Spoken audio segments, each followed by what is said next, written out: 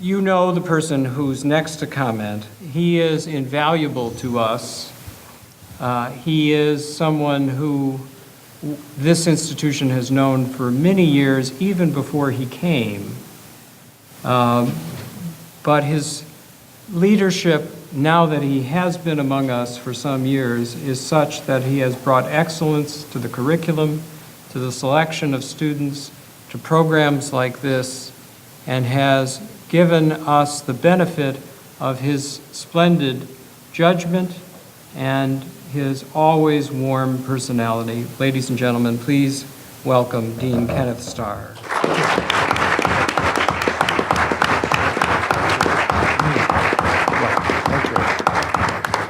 Well, speaking of welcoming, I'm seeing a number of judges who are not on the faculty of the William Matt Byrne Jr. Judicial Clerkship Institute faculty. For you wonderful visiting judges visiting here on our campus, you've been here before. Thank you for being here and for not being in Pasadena hearing cases on this Friday afternoon. Speaking, I have a problematic microphone here. Thank you. And we are very honored indeed to have these special guests with us. They've already been introduced, but if I may, Doug, ask everyone to please say a hearty word of thanks to these three remarkable visitors, our two presenters, and Akil and Mark.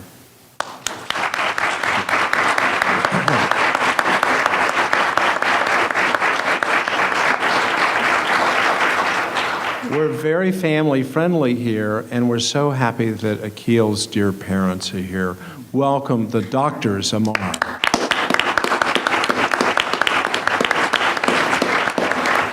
We have adopted them. We want you to move down from Walnut Creek. We love Walnut Creek. We love the Bay Area, but Malibu's nicer.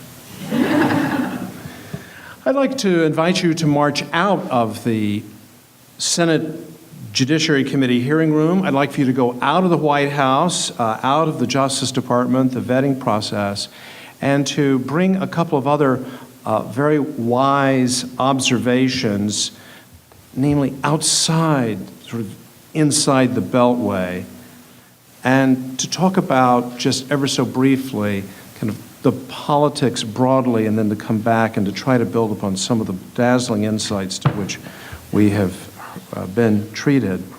In his book, now some 15 years ago, so Akil, you're so kind to hold up books and display them, your colleague and our earlier guest at Pepperdine, Stephen Carter, from the Yale Law School, who now makes his money writing best-selling novels, but in any event, Stephen wrote this book, which is very troubling, called The Confirmation Mess. And he said this: "We have reached in our confirmation process a strange pass in which once we decided to oppose a nominee," and he's talking about we the people, "any argument will do. No one is interested in playing by a fair set of rules that supersede the cause of the moment, the result-oriented, the acrimony." Then in his very recent book from 2006, and Chris in his wonderful book comments on Ben Weddis of the Brookings Institution, and previously a member of the editorial board of the Washington Post, and a very thoughtful person, canvasses various narratives in what he troublingly has labeled, and I think this is his title for the book and not his agent's, confirmation wars. We've gone from mess to wars. And he criticizes the narrative of essentially all the major ideological camps. He also criticizes some of the narratives from the academy. But like Stephen Carter, he concludes that we're all to blame, and that certainly in Washington inside the Beltway, that the two great ideological and political camps are both to blame for this aesthetically unattractive process. And so I thought it would be helpful to march ever so briefly, I'm mindful of the time, down memory lane and to just talk about the Chief Justiceship since World War II. Since World War II, and I always love listening to Akil and his treating us to history, beginning with John Marshall, thank you for the more recent history of the Rehnquist Court. What happened in their respective confirmation, these 5 post-World War II Chief Justices? The first 3 were non-events, a sort of so what. Not only there was no mess, there were no battles, there certainly were no wars. Very briefly, Fred Vinson, nominated by President Truman. This is the pre-judicialization of the judiciary. A member of Congress, had been Secretary of the Treasury, moves to the White House with virtually no prior, he had brief judicial experience once upon a time. It was clearly a political appointment of a friend and an ally, confirmed by a voice vote. Earl Warren, now we might be getting a little bit more controversial. Well, nominated by President Eisenhower. Clearly a political appointee. Indeed, Warren had been not only governor of the state 3 times, and the last time that he ran, he was both the Republican nominee and the Democratic Party nominee. He was that kind of incredibly popular figure. But he had been the Republican candidate for nominee for vice president in 1948. He went on the court very shortly after President Eisenhower takes office as a recess appointment, and it drew fire. That was really kind of the controversy. Don't go sit on the court and hear arguments and decide cases. And the iconic Henry Hart of the Harvard Law School wrote this piece saying he should not do that. He was overwhelmingly confirmed once they could satisfy the Senate Judiciary Committee on some very kind of pedestrian concerns that he had about his own prerogatives, having nothing to do with ideology, having nothing to do with the great swirling issues that we were soon to see. Warren Berger, nominated by President Nixon. This was clearly an ideological appointment. Law and order in the campaign, the war on court, a campaign issue in 1968. Now, he was a judge, and he was a very experienced judge. No real political friendship with the presidency. And yet, Chief Justice Berger, as a law and order judge, was confirmed overwhelmingly 2 nay votes, 17 days after his nomination. But that was the last non-event because William Rehnquist, nominated by President Reagan. Now, like his predecessor, the nominee was already a judge, indeed a sitting justice. But this was, and seen as, like that of Warren Berger, an ideologically driven appointment. And this is when I believe historians are already telling us the process of confirmation systematically changed. Not that there weren't divisive battles. I'm going to mention Louis Brandeis in just a moment. He was confirmed 65-33, only after there was a vote on cloture because there was an effort to filibuster the nomination of a perfectly qualified individual, but on ideological grounds.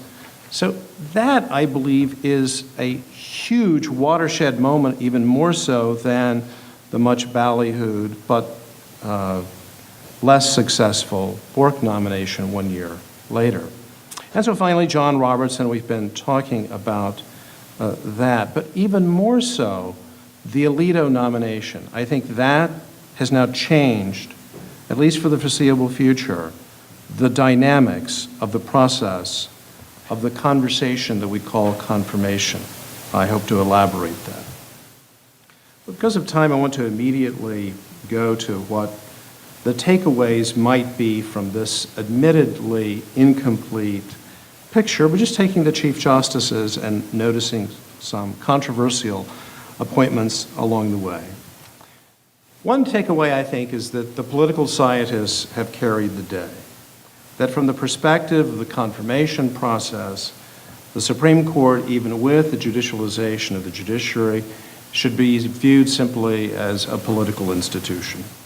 And so that the correct way to view the confirmation process, and I say this as a lamentation, is that it's simply a power struggle. It's a struggle over power. It's a struggle about winning and losing.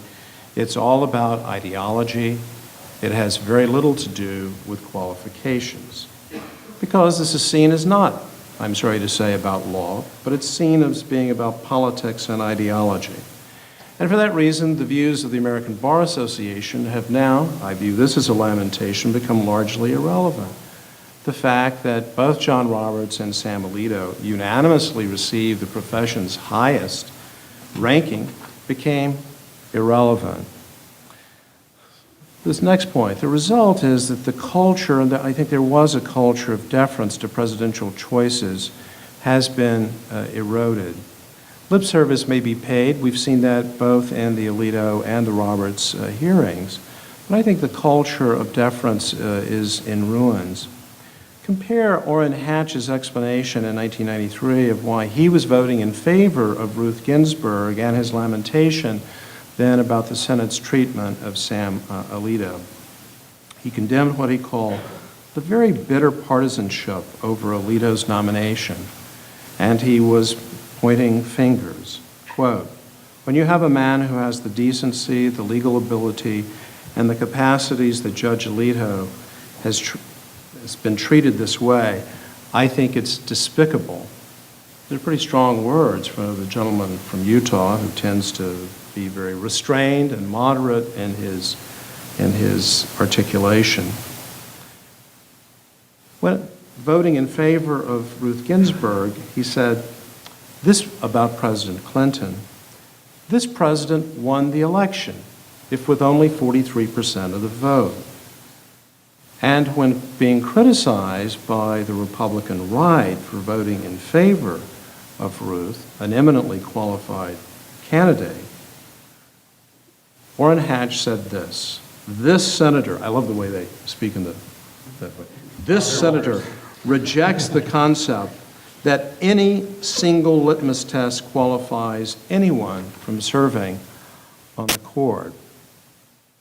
Now, the result, especially in light of the Alito confirmation, is that I think our very able president is going to have to be very astute, because this is war.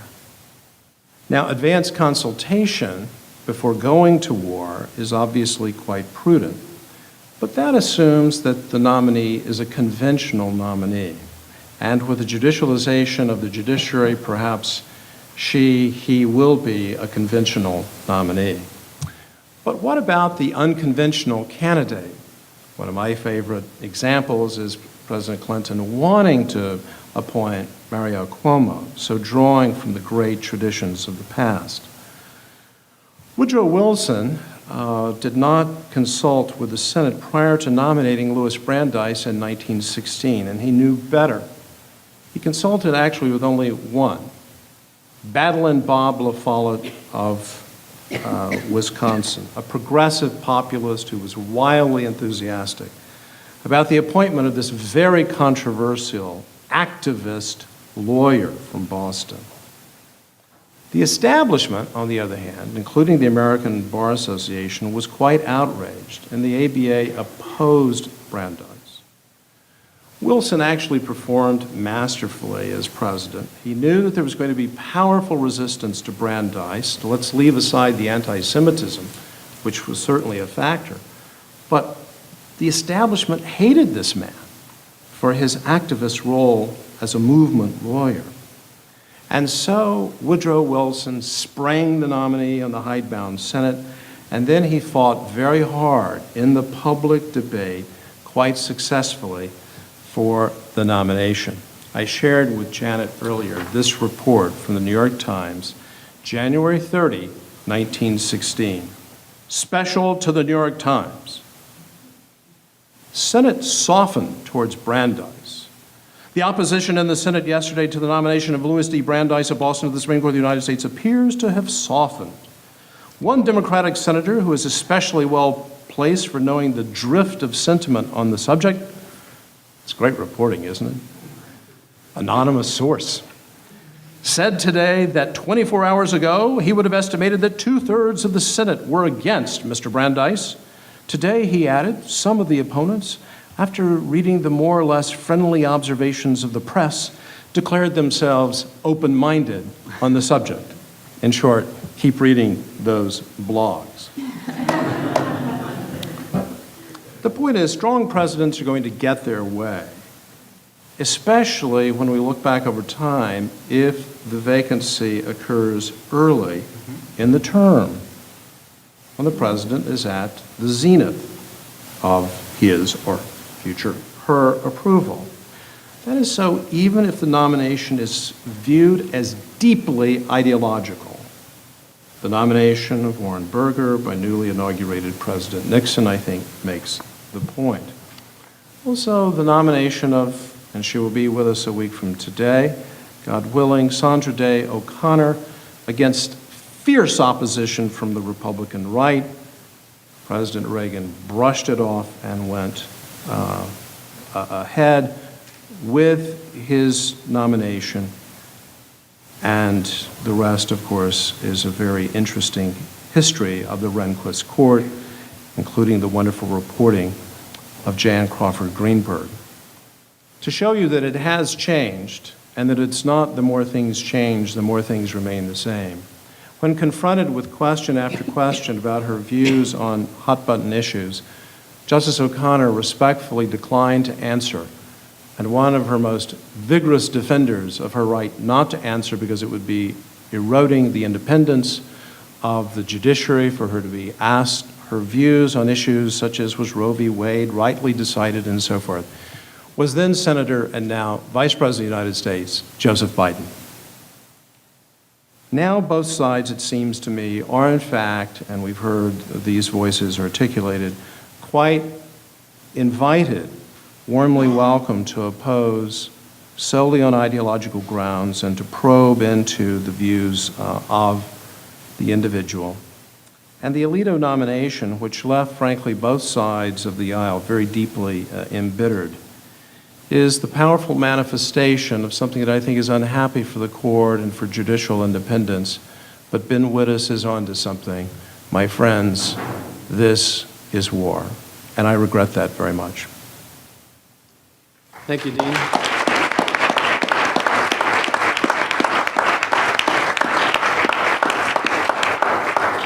Well, it's interesting that in war, every man on the battlefield counts. And one of the things that is being battled right this moment is the successor to Bush versus Gore. And only it's known as Coleman versus Franken. And the precedent that is indeed being applied or misapplied, depending on your perspective, is Bush versus Gore in terms of what will count as a ballot in that very closely contested race, which is still unsettled and will make a difference in terms of whether or not cloture can be achieved with respect to particular nominees. I wanted to give Chris a chance to come back since he started us so ably on the discussion. And if I might just ask one question about, just picking up on many of the comments that were made, but one of the things that you say so well in your book, and that is placing a burden of persuasion on the nominee.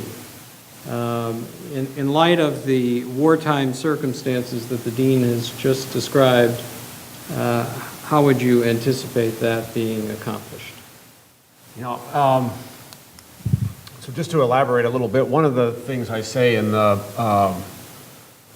book is I have some sympathy for Ben Wittes's suggestion about not having nominees present at confirmation hearings. I certainly don't think we're learning a lot from the exchanges right now because I think they are very stylized. We may learn a lot from the process of the confirmation hearing or from the press coverage in the background about the candidate, but I think that much of the exchange is ritualized, formal, and sometimes insulting because of the tactics that are taken to generate evidence of scandal. On the other hand, I think that if the Senate, as Akil actually nicely sketched, does have a role contesting nominations on the same ground on which they're made, if that's true, then it would be inappropriate for the Senate to turn down a candidate without giving the candidate the opportunity to answer questions. So my suggestion about the hearings is that what the Senate ought to be doing is, instead of trying to grill a candidate or embarrass a candidate, coming up with evidence of scandal or incompetence, they ought to be giving the opportunity to the candidate to say what it is the candidate believes as a matter of judicial philosophy. But if the candidate refuses to answer, and if the Senate, like the president, has other independent evidence of what the candidate's views are, I think at that point it's permissible for a senator to vote against the candidate on the ground of evidence, for example, from the candidate's opinions. Part of what I want to say, just by background, to illuminate why I don't think that's such a bad thing that the Senate is contesting so many nominations these days, is I think that Stephen Carter has it wrong when he talks about there being a confirmation mess right now. I think what we have is a nomination mess that leads to a change in the confirmation proceedings. So as various of the panel, I think all of us have agreed that these nominations are from the get-go political nominations. They always have been political nominations throughout the country's history. There has been a tendency, because of the prominence of the court over the past 40 years or so, for presidents to look for nominees who are perfect from the standpoint of their particular ideology. And the story of Dean Starr being passed over because he wasn't regarded as conservative enough strikes me as an example of that. When presidents have nominated moderate justices, that is perceived as moderate liberals or moderate conservatives, the Senate has generally confirmed those justices with much less of a battle than when the president has nominated somebody who is perceived as being a perfect conservative. I don't think we've seen that case yet with a liberal justice, not because the Democrats would necessarily do things differently, but because the Democrats have only had 2 opportunities over the past 40 years. And frankly, my view of the Ginsburg and Breyer nominations is that what Bill Clinton did was to decide for political reasons that he was going to look for more acceptable nominees. He didn't end up nominating Larry Tribe to the Supreme Court, for example. He didn't get a chance to nominate Mario Cuomo for various reasons. I think those confirmation proceedings might have looked a little bit different. With that thought, and given the hour, I think we have, I'm getting a signal, we have 10 minutes for some questions. Okay. I wanted to know what questions we had, what time we had, and I see a question right here. Please. I just like the panel to just really quickly, one new element with President Obama is that he's the first president that has a history of voting against a nominee to the office. The first president had that with senators. But my question is, how do you think that's going to affect the other side deference will have with no effect that you have to take regardless, or do you think that will give them maybe greater political cover to oppose on ideological grounds and partisan grounds? Jan? I think that Dean Starr really answered that question. I mean, he's going to have to be, as he said he hoped, the next president, now President Obama, would have to be very astute. I mean, I think he now knows the reality of this change process because, as you pointed out, he did vote against Roberts and Alito. I mean, he knows what the confirmation battles are going to be and how they're going to unfold. He knows the political realities. He knows he's got, though, and this is really critical, a Democratic Senate. So he's got a lot to work with. He's also most likely going to be replacing a liberal justice, again, which will mean it'll be slightly less confrontational than if Chris is correct and he's reelected and we start seeing conservatives retire. Let's say Justice Scalia steps down in his second term. I think that will really ratchet up the stakes quite dramatically, too.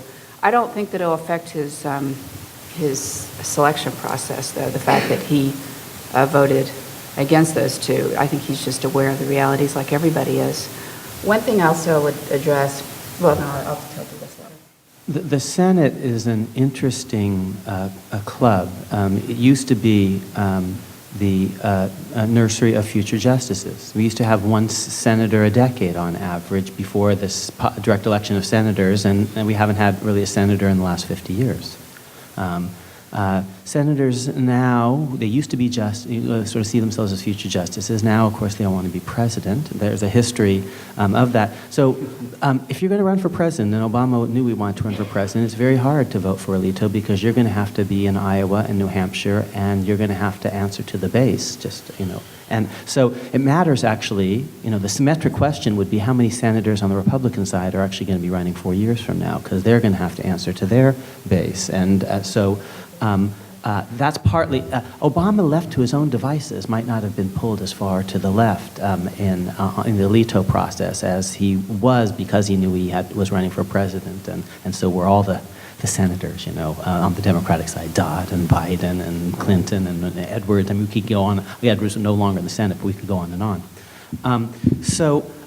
Here's one thing that, I think it'll be a rhetorical point, well, you voted against Alito, so we can vote against your guy. But at the end of the day, it will matter a lot, as Dean Starr said, just how popular Obama is with the rest of his program. If it's first term or second term, it's close to 60 anyway. And presidents, in the long run, have most of the cards. Even though formally the Constitution sets up a game, a process in which in ordinary legislation, House and Senate go first, President goes at the end. Here, the President goes first, and then the Senate has its say. But there are built-in structural advantages to the presidency.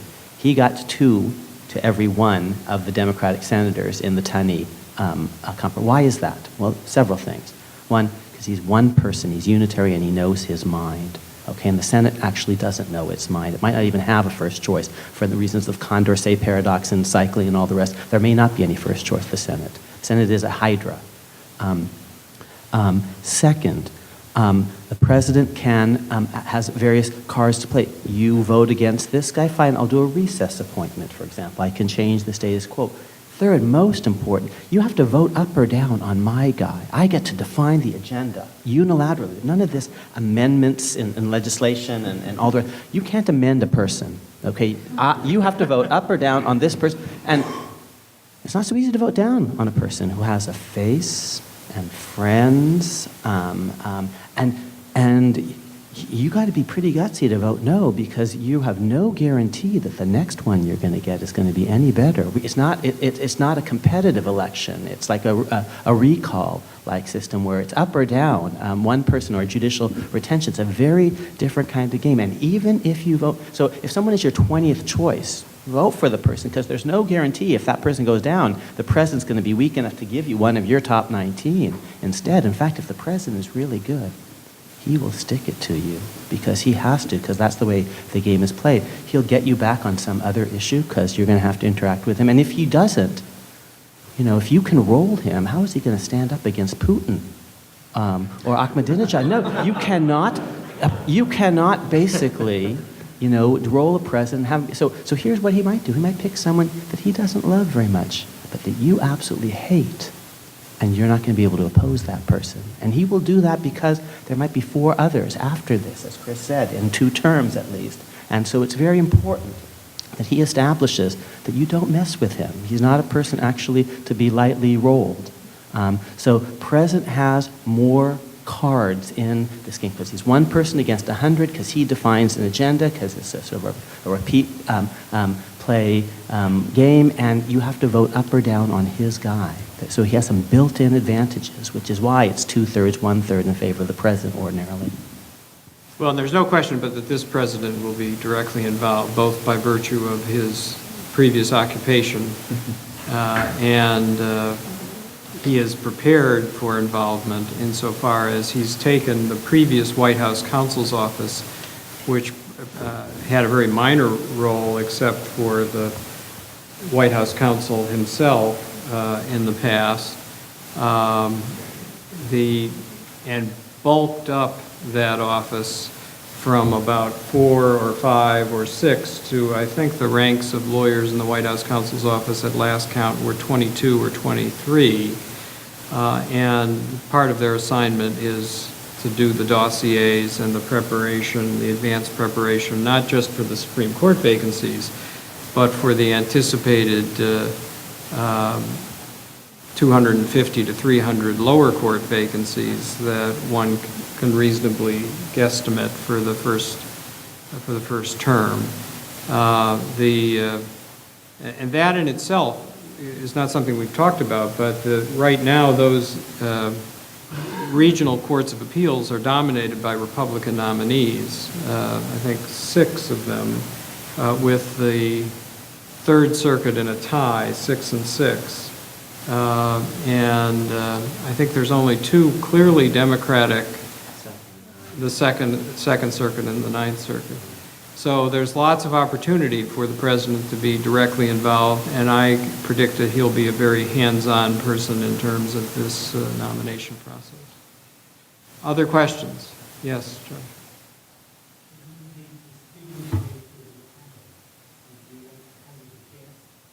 Finbar, could you speak up just a little bit? Sorry.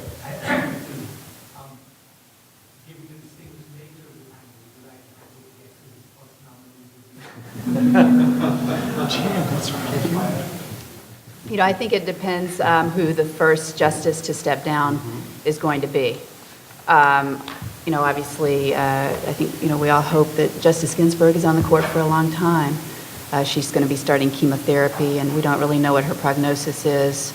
But if she is, in fact, the first to retire, I feel 100% confident that the next nominee will be a woman.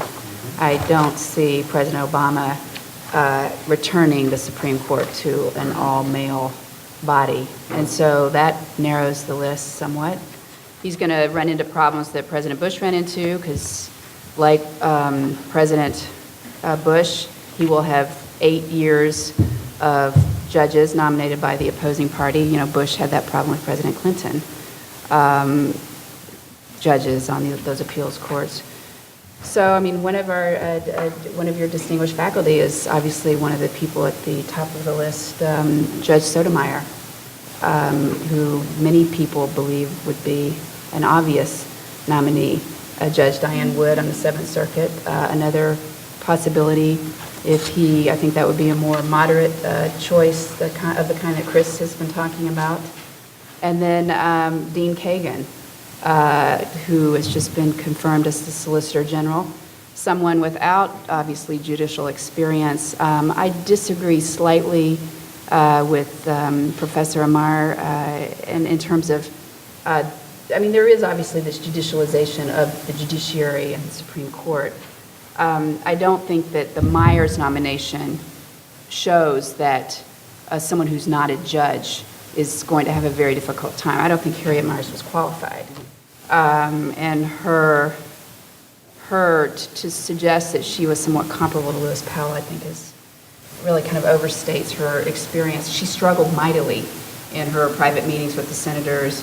She had a very difficult time articulating the basic constitutional concepts. It was her grave misfortune to follow in the heels of John Roberts, who had no trouble. You know, there have been cries for the Hill on both sides for someone outside the judicial monastery, on the left and the right. President Bush thought he was doing that. One of the things he thought he was doing with the Myers nomination was kind of answering some of those requests. So I don't think that Dean Kagan, or Solicitor General Kagan, that will be excised from consideration, because and I think a constitutional scholar, as she undoubtedly is, would have a very easy time getting through those private meetings with the senators. But those are just 3 of my guesses. And one reason, I'm a big fan of Judge Sotomayor's and Dean Kagan, who actually has been my boss this semester. I'm visiting up at Harvard, so and one of the things is, among people who are not already on the court, we could distinguish between people who have already run the confirmation gauntlet successfully once. Harriet Myers was never confirmed, actually, by the Senate, I believe, in a position. Solicitor General Kagan just has been. And that's even a comfort level when the senators are seeing someone for a second or third time, someone that they have already passed on, albeit for a non-judicial position, although if there's anything that's close to a judicial position, it is, as Ken can tell us, the proverbial 10th justice, the Solicitor General position. I have to speak, if I may, on Harriet Myers. I had the privilege of serving as an humble member of an ABA committee which she chaired. She's enormously intelligent, respected, a very successful lawyer. In the Old Boys Network of Dallas, she rose to the top of her law firm, which is a very respected law firm.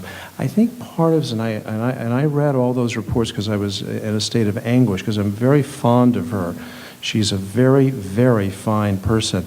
I think that Lewis Powell was not put through the ringer. Have you had con law lately, Justice Powell?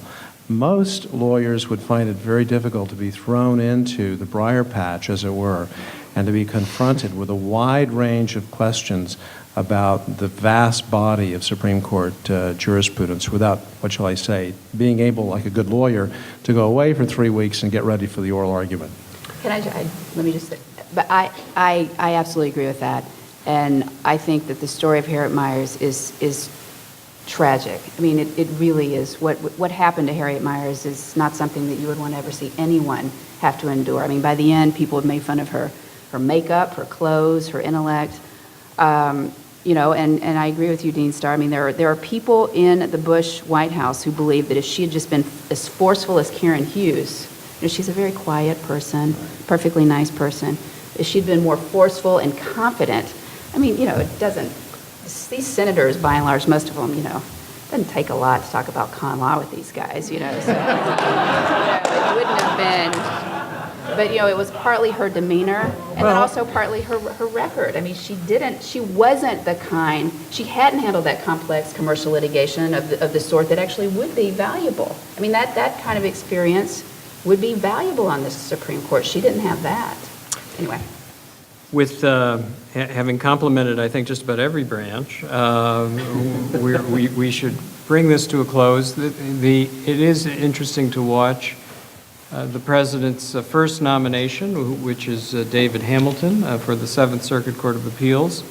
I think most people who know David Hamilton view him as a moderate liberal, but immediately the spin machines from the opposition involved in the war have spun him in the opposite direction.